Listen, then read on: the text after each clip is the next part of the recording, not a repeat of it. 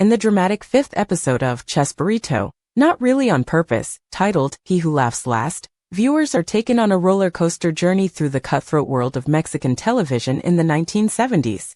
The episode brilliantly portrays the intense rivalry between networks that would ultimately change the landscape of Latin American television forever, with Roberto Gomez Bolaños' Chespirito caught in the middle of a high-stakes corporate battle that blends personal loyalty with professional ambition. The episode opens in 1972 with Roberto on set, preparing for another day of filming his beloved characters. The production environment appears cheerful and well-organized, showcasing the smooth operation that has made Chespirito's show at Channel 8 such a massive success. Meanwhile, at competing Channel Alpha, network owner Ernesto Figueres is fuming over Channel 8's ratings success. In a pivotal early scene, he demands to know why they don't have talent like Chespirito, setting up the central conflict when he angrily declares, "I want Chespirito on my channel."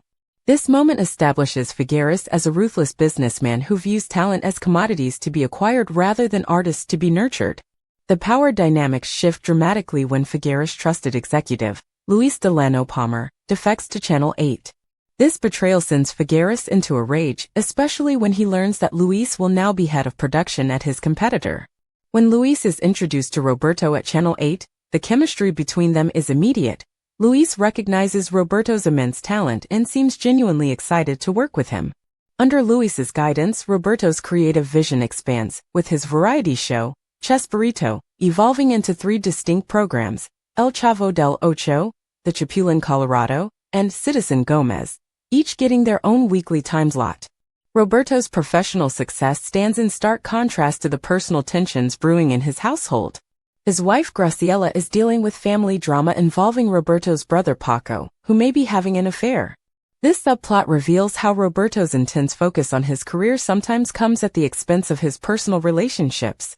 The episode skillfully weaves these domestic conflicts with the larger corporate battle, showing how the pressure affects Roberto on multiple fronts. The central tension reaches its peak when Pepe Jamaica, Figueres' representative, approaches Roberto with an offer to join Channel Alpha for 3 times his current salary plus a substantial signing bonus. This scene brilliantly captures Roberto's internal conflict, the financial temptation versus his loyalty to Channel 8 and the creative team he's built there. Jamaica's character represents the cold business side of television, viewing talent as transferable assets rather than collaborative artists. When Roberto tells Jamaica he needs to honor his existing contract, Jamaica's ominous warning that this decision could be the end of your career reveals just how vindictive the television industry can be toward those who don't play by its unwritten rules. What makes this episode particularly compelling is how it depicts Roberto's integrity when facing temptation. Despite the enormous financial incentive, Roberto insists on 2 non-negotiable conditions: that he fulfill his current contract with Channel 8 before leaving, and that his entire cast come with him to Channel Alpha. This stance reveals his commitment to both professional ethics and personal loyalty to his collaborators. When Figueres initially agrees but then abruptly demands Roberto break his contract immediately, Roberto firmly declines, showing that some principles aren't for sale at any price. The episode brilliantly portrays the television industry's ruthlessness through a sequence where both networks try to poach each other's talent. When Figueres loses Roberto, he immediately targets other Channel 8 personalities, successfully recruiting Luis Manuel Pelayo. This tit-for-tat escalation shows how talent became pawns in a larger corporate chess game, with little regard for the human impact of these decisions. Meanwhile, tensions rise on set as rumors spread that Roberto might be leaving. The cast feels betrayed when they discover he's been meeting with Figueres without telling them. When Roberto finally explains that he rejected the offer because Figueres wouldn't accept his conditions, we see the relief on his castmates' faces, though their trust has been shaken. In a powerful scene, Roberto signs a contract renewal with Channel 8 for 60 more weeks, demonstrating his commitment to the network that gave him his start. The personal storylines continue to develop as we see increasing strain between Roberto and Graciela. A particularly painful moment occurs when Roberto's colleagues are caught on an open microphone gossiping about Graciela, suggesting she might be involved with other men. This humiliating incident highlights how public figures often face personal scrutiny and gossip, with their private lives becoming fodder for workplace conversation. The subsequent scene between Graciela and Margarita, one of Roberto's colleagues, shows 2 women navigating complex emotions around aging, loyalty, and professional jealousy. A poignant conversation between Margarita and Roberto reveals additional tensions. When Margarita directly asks Roberto if he has special feelings for her, his carefully measured response acknowledges their creative connection while avoiding any explicit romantic admission. This scene hints at the complicated personal entanglements that often develop in creative environments, especially during the pressure cooker atmosphere of a hit television show's production. The episode's most shocking twist comes in its final act. News breaks that Ernesto Figueres has died, seemingly ending the bitter rivalry between the networks.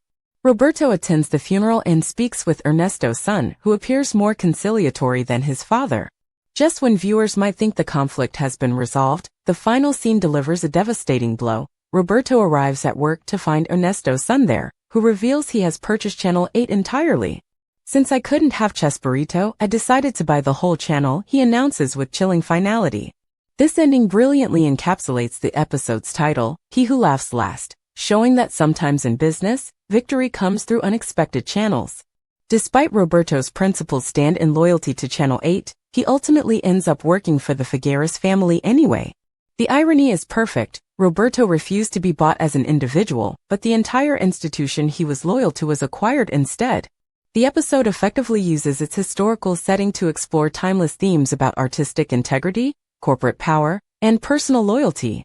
Roberto Gomez Bolaños emerges as a complex figure, financially shrewd yet principled, loyal yet sometimes distant from his family, and creative yet pragmatic about the business realities of television. Through his character, we see how difficult it is to maintain personal values in an industry driven by ratings and revenue. What makes Chespirito, not really on purpose, such compelling television is how it humanizes iconic figures from Latin American entertainment history. Rather than simply glorifying Roberto's achievements, the series shows the messy reality behind the creation of beloved characters like El Chavo and Chapulín Colorado. The episode reminds viewers that even the most joyful, innocent entertainment often emerges from complicated business dealings and personal sacrifices. By the episode's end, viewers are left with a deeper understanding of how the Mexican television landscape was shaped by personal rivalries and corporate maneuvering. Roberto's journey represents the classic struggle of creative people trying to maintain artistic control while navigating commercial realities. The final twist serves as a reminder that in the entertainment industry, business interests ultimately prevail, no matter how principled individual creators might be. Through excellent performances, especially from the actors playing Roberto, Figueres, and Luis Delano, the episode captures the intensity of television production in the 1970s while telling a universal story about art, commerce, and the price of success. He Who Laughs Last stands as both an engaging historical drama and a cautionary tale about the entertainment industry that remains relevant today.